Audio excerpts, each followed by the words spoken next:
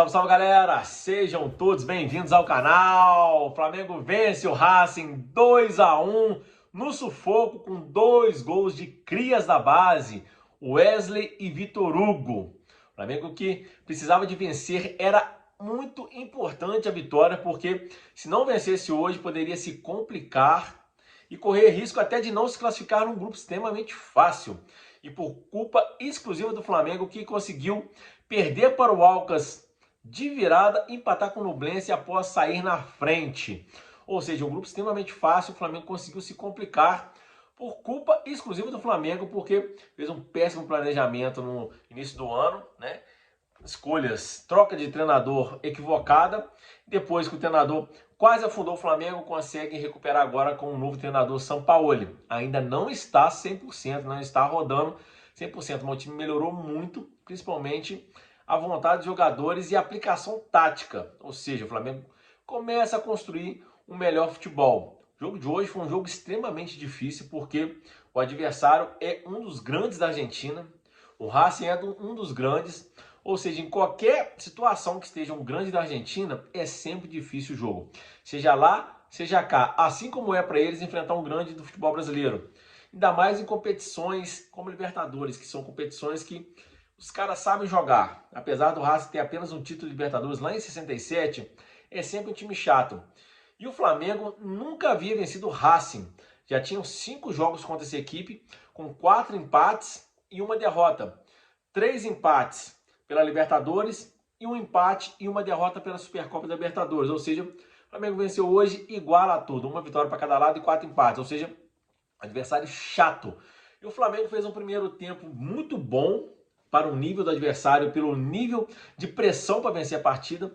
Fez 1-0 numa linda jogada que começou com o Everton Ribeiro pegando a bola na defesa, depois dando giro, tocando a Arrascaeta, que depois acha o Gerson no facão. O Gerson entrou em profundidade, o Arrascaeta lança, o Gerson cruza para trás e o Wesley, de surpresa, entra dentro da área, bate de canhota no canto do goleiro, fazendo 1-0 para o Flamengo. E o Flamengo poderia ter até ampliado no primeiro tempo, porém, é um time que toca muita bola de lado, o Flamengo não chuta no gol. Incrível. E o Flamengo vem jogando sempre que o Pedro joga com um jogador a menos. O Pedro é uma coisa inacreditável. Desde o jogo contra o Maringá, se eu não me engano, ele fez 4 gols, que o Pedro simplesmente entra em campo para fazer número. Ele não marca, ele não participa do jogo, ele só participa do jogo quando a bola chega. Ou seja, é 1 a menos. Quando o Gabigol não está em campo, o Flamengo praticamente fica sem um jogador no ataque, porque o Pedro, vou te falar, tá? E o Flamengo, com o Arrascaeta e Everton Ribeiro, conseguia levar o time ao ataque, principalmente também com o Gerson e o Pulga, que melhorou o meio-campo muito, mas muito, do que vinha jogando. Porém, o Flamengo não ampliou para cá, veio o segundo tempo, e era natural do Flamengo, na posição que estava, precisando vencer. Quando o adversário complicado, chato, o Flamengo ser um pouco mais cauteloso. Mas o Flamengo buscou o segundo gol, porém levou um contra-ataque em que a defesa estava desorganizada. O Ayrton Lucas deveria estar marcando pela esquerda, estava fechando no meio. O Rojas recebe nas costas do Ayrton Lucas, bate, cruzado, sem chance, Matheus Cunha, a bola muito bem colocada, empate de jogo pro Racing. Ali a pressão ficou enorme pro Flamengo, porque imagina agora, com empate, tendo que ser obrigado a vencer na última rodada, que isso é sempre complicado para um time quando o Flamengo joga com o estádio lotado.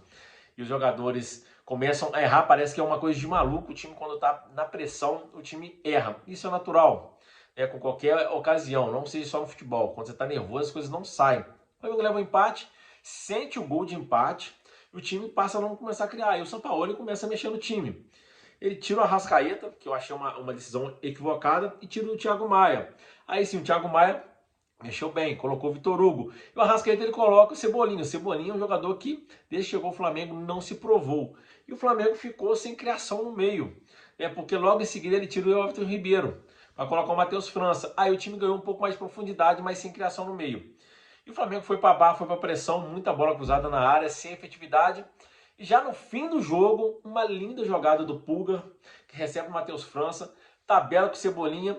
E na devolução do Cebolinha, o Eric Pulgar dá uma meia deixada de letra, o Vitor Hugo domina na entrada da área, bate no cantinho do goleiro, fazendo um gol da vitória salvadora, e que agora o Flamengo fica tranquilo para o último jogo contra o Alcas do Maracanã, que é só fazer um jogo mais leve, provavelmente deve golear, porque o Alcas é muito fraco, o Flamengo deve se classificar. E para jogos de mata-mata, como é a Copa Libertadores, como é a Copa do Brasil, Sul-Americana também, o importante é se classificar. Depois, na hora do mata-mata, é que a gente conta as garrafas para ver quem tem mais garrafa cheia para vender.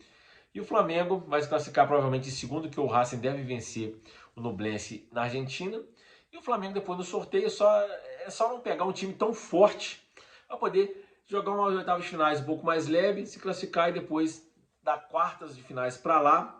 Óbvio, se o time continuar nessa crescente do futebol, que o time está melhorando, né? São Paulo está começando a colocar seu trabalho. É um treinador que eu já falei, é um cara que me deixa arrepiado, porque faz umas mexidas iguais de hoje que ninguém entende e muda o time todo jogo. Mas, com relação ao time que começou com o Vitor Pereira no começo do ano, é um alívio imenso. O time está já 9 jogos sem perder, com 6 vitórias e 3 empates. E o time apresenta evolução. Óbvio, a volta da Arrascaeta é primordial para que isso aconteça, porque isso faz com que o time jogue bola, né? Porém, o Arrascaeta, quando não vai mal, igual hoje, o Arrascaeta não estava tão bem, o time sente demais. Mas uma vitória com gols do Cria, primeiro gol do Wesley e primeiro gol do Vitor Hugo no profissional, uma vitória salvadora na Libertadores. É isso aí, um abraço, tamo junto!